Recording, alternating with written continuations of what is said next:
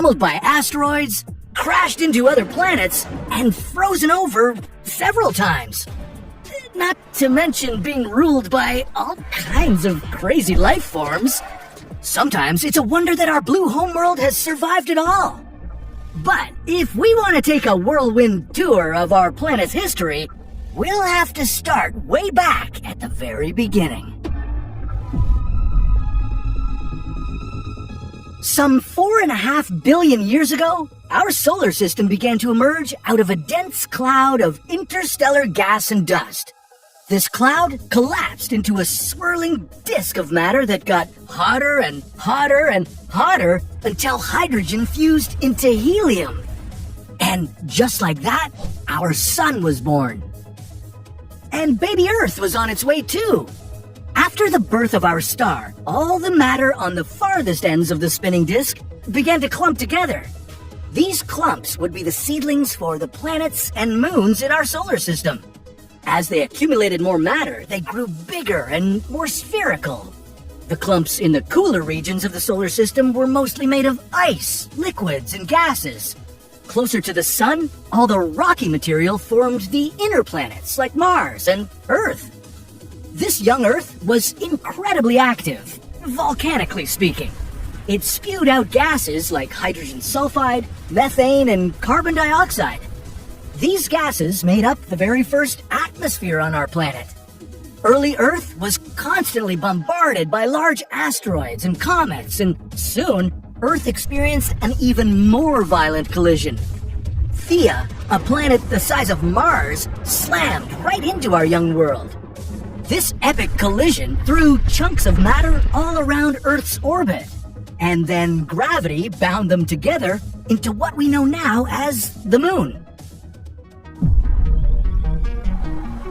On this hot, early Earth, there were no oceans. All water existed as gas. But 3.8 billion years ago, our planet cooled enough for water to condensate and become liquid. The very first primitive ocean covered this young Earth and turned it into a water world. H2O is an essential ingredient for creating living things, so with all that water, life appeared on Earth about 3.7 billion years ago. These earliest forms of life were microscopic organisms, but it was nearly a billion years after that some of these organisms changed the course of the world. Earth didn't stay as a water world very long. Soon, the very first continents emerged from the ancient ocean. Scientists call them cratons. As more and more land rose from the ocean, the very first supercontinent appeared on the planet. Valbara wasn't exactly a supercontinent. It was pretty small. Scientists think it was smaller than the continent of Australia. Around 2.4 billion years ago, cyanobacteria evolved to become our planet's first photosynthesizers. Finally, we had some oxygen producers to make Earth's atmosphere much more hospitable. And the rest is history, folks. Just kidding, we've still got a long way to go. With all this new oxygen, Earth's atmosphere had much lower levels of carbon dioxide. And that made the planet icy cold. Much of our young world froze over as Earth saw its first ice age. Now, as Earth's atmosphere was changing, the continents were moving too. They broke up and reassembled into the next supercontinent, Rodinia. Rodinia was a real supercontinent. It may have been the largest supercontinent to ever cover the planet. And life? Well, life finally became more complex. But then something happened. Rodinia broke apart and a new supercontinent assembled. This one was called Pannotia. Then, between about 540 and 485 million years ago, there was an explosion of new life. This time was called the Cambrian explosion. And the animals that evolved during this period had hard body parts, like shells or spines. The most famous of all were the alien-looking trilobites. Around 440 million years ago, the climate suddenly shifted and the temperature of the ocean changed dramatically. Earth saw its first mass extinction event. This was the Ordovician Silurian extinction, and a majority of the life that had been spreading around the planet vanished. Many of these life forms laid the foundation for the ecosystems that we have on Earth today. Somewhere between 420 to 350 million years ago, the first trees arose from Earth's soil. And the first animals made their way to land, too. 250 million years ago, the planet was covered by our last vast supercontinent, Pangaea. Sadly, it was also during this period that Earth witnessed the greatest mass extinction event in our history, the Great Dying.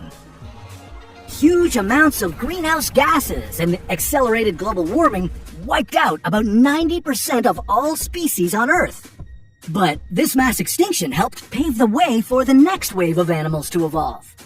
240 to 230 million years ago, the first dinosaurs appeared. For the next 150 million years, they'd rule the land. If you were there, you'd have witnessed the gigantic sauropod Argentinosaurus, the largest land animal ever. Or you might have been chased by one of the Earth's greatest apex predators, the T-Rex. And you'd also witnessed Pangaea breaking up and forming the continents we know today. Okay, you may already know where this is headed. 66 million years ago, an asteroid slammed into our planet, right where Mexico sits now. And it coughed up so much debris into the atmosphere that it blocked out the sun. This led to devastating climate changes that caused the dinosaurs to die out. In the next wave of emerging animals, mammals became more common. Around 6 million years ago, the earliest known humans started walking this world. This species was called Sahelanthropus, though they still likely walked on all fours. 4 million years ago, early humans began to walk upright, and about 1 million years later, they developed the first known tools, which they used to break things. Some 800,000 years ago, things sparked. These early humans discovered how to control fire and could now cook food and provide themselves with heat. Their brains continued to evolve, now more rapidly than ever. These humans learned to interact with each other and the surrounding world in whole new ways.